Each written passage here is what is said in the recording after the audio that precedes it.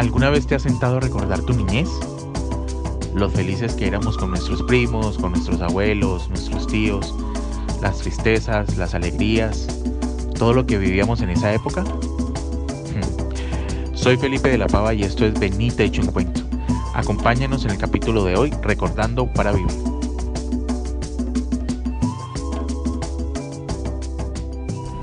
¿No les pasa que cuando vuelven a un lugar al que hace mucho tiempo no iban, pero en el que vivieron experiencias maravillosas, vuelven y reviven cada una de ellas? A mí me pasa muchísimo. No sé si es por mi memoria prodigiosa que no olvida ni el más mínimo detalle de las cosas que viví en el pasado, o si es porque las cosas que viví marcaron mi futuro. Bueno, realmente no importa cuál sea la razón.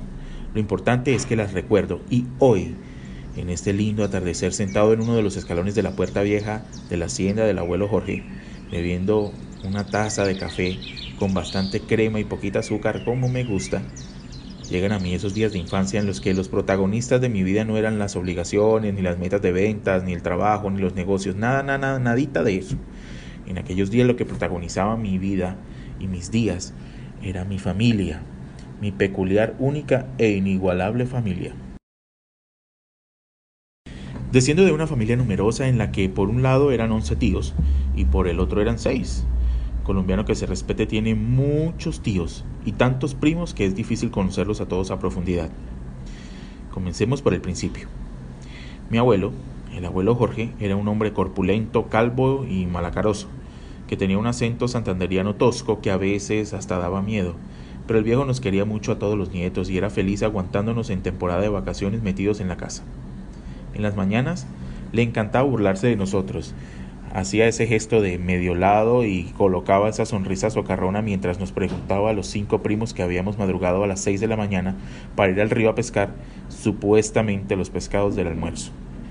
Está como arrecha la joda, ¿no, chinos? Y soltaba la carcajada al vernos a todos como pendejos tratando de sacar si fuera una sardinita para llevar a la casa. Y eso sí, se nos paraba al lado y empezaba a sacar pescados como si tuviera un imán, mientras todos con la jeta abierta, como él decía. Veíamos cómo sacaba uno detrás de otro. Luego, cuando ya él consideraba que habían suficientes para alimentar el batallón que se estaba quedando en la casa por esos días, nos decía que nos fuéramos. Y todos en filita india lo seguíamos hacia la casa mientras él silbaba con una afinación perfecta. De regreso en la casa nos tocaba pasar por un puente que el abuelo había armado, y esa era la parte que menos me gustaba, porque el puentecito, aunque pues hecho con mucho amor, no tenía buen aspecto ni mucho menos resistencia, y yo, que siempre fui grandote, era el más miedoso para las alturas.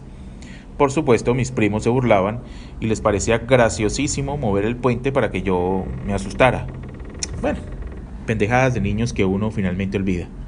Además, a mí me encantaba asustarlos a todos cuando se paraban al baño en las noches. Cuando entrábamos a la casa estaban en la cocina hablando todos al tiempo, y en su afán de hacerse escuchar hablaban cada vez más duro y se armaba un escándalo y una mezcolanza de acentos que ya ni se sabía en qué idioma era que hablaban. Era tan gracioso oírlos hablar. Todos vivían en diferentes partes del país y sus acentos eran muy particulares. Cuando entrábamos y mi abuela nos veía con ese poco de pescados, lógicamente se daba cuenta que no era nuestro botín. Pero mi abuela siempre fue un amor y se hacía la loca para hacernos sentir bien y le decía a mi abuelo: mijo, ¿y cómo hicieron estos chinos para sacar todo ese pescado? Ahora sí se nos arregló el almuerzo. Venga, vamos a darle un buen desayuno a esos chinos. El abuelo ponía en el lavaplatos el saco lleno de pescados, aún en movimiento, para que las viejas lo arreglaran, y la viejita nos mandaba a sentar para darnos el desayuno. Definitivamente esa era mi parte favorita. Nos pasaba tremendo plato de caldo de huevo o changua, con arepa, chocolate, queso y pan bien blandito. Había valido la pena la madrugada, la sentada en el río por horas sin pescar nada, la pasada por el puente móvil construido por el abuelo. Todo valía la pena mientras me devoraba ese rico manjar. Mientras comíamos, seguía llegando más familia al comedor, que también era la mesa de juntas para las ocasiones importantes, pues era una mesa largota de 12 puestos que estaba ubicada en la cocina, el lugar más importante de la casa. Las primas, hijas de la tía que vivía en la costa, apenas se estaban levantando y entraban con cara de sueño con la lagaña pegada en el ojo. el pelo parado. Uf, así bien horribles. Y haciéndole el fo al desayuno, porque a ellas no iban a comer sancocho de huevo, guácala. Asimismo la tía les pegaba el grito. ¿Ya van a empezar a joder? Siéntense y se tragan la yuca cocida con suero que les preparé. Y entonces la hermana de mi abuela le decía, no, mijita, no diga groserías, calle esa boca, no hable así tan feo. Mire que estamos en el campo y esto por acá las brujas están pendientes de todo lo que uno dice y si lo pillan diciendo groserías, se le aparecen en la noche para arrastrarla. Huepuerca, eso para tenerle miedo yo. Ahí mismo todos al tiempo soltaron la carcajada en la cocina y se escuchó en toda la casa.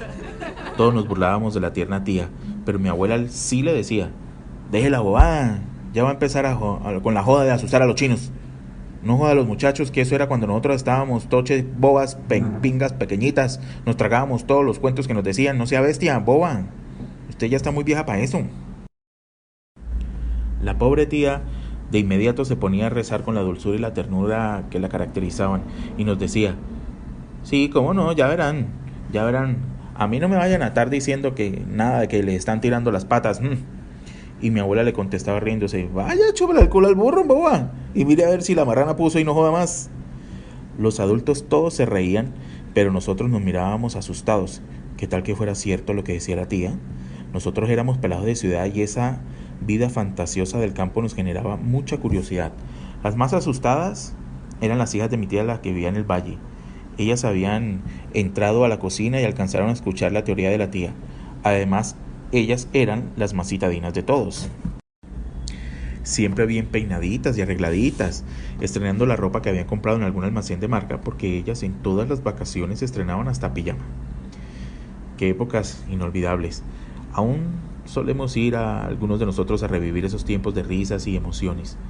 Ya muchos de los ancestros no están con nosotros, como los abuelos, los tíos mayores y mi papá. En la hacienda viven las dos tías mayores y cada vez que puedo me vuelo con mi familia a revivir esos tiempos. En la familia tenemos anécdotas inolvidables. Hemos vivido cosas que al recordarlas lloramos de la risa. Alguna vez hace ya muchos años estábamos pasando por una crisis económica muy fuerte, pero mi papá, que era el hombre más trabajador que ustedes se pueden imaginar, le propuso a mi tía, que era la mejor vendedora de electrodomésticos de todo el valle, que se fueran a trabajar juntos y que fueran por la mitad de todo lo que vendieran. Propuesta a la que mi tía aceptó, pero le dijo a mi papá que se iban a ir de correría por todo el valle, que si se le medía. Y mi papá, que se vendía hasta una loca preñada, le dijo, va pa' esa, de una. Y pues sí, se han ido los dos de correría y llegaron a una vereda donde ella tenía algunos clientes.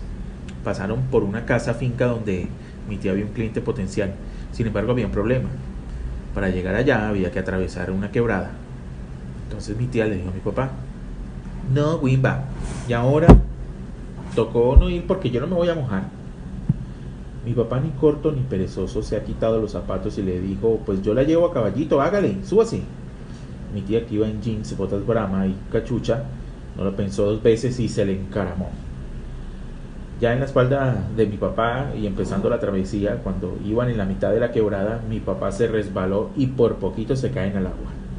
Mi tía, que siempre fue bien gritona, dijo, ¡ay, cuidado, Wimba! Si me deja caer no le doy ni un peso, no joda. Hágale con cuidado, mijo. Su acento santanderiano caleño, acompañado de ese vozarrón que la caracterizaba, se oía durísimo. Tanto que la señora de la casa salió a ver qué pasaba y al verlos soltó la carcajada. Pues era muy chistoso ver a mi papá aguantándose la risa y tratando de hacer equilibrio con mi tía encima, quien además, por el susto y su afán de no mojarse, le estaba tapando los ojos y no lo dejaba ver.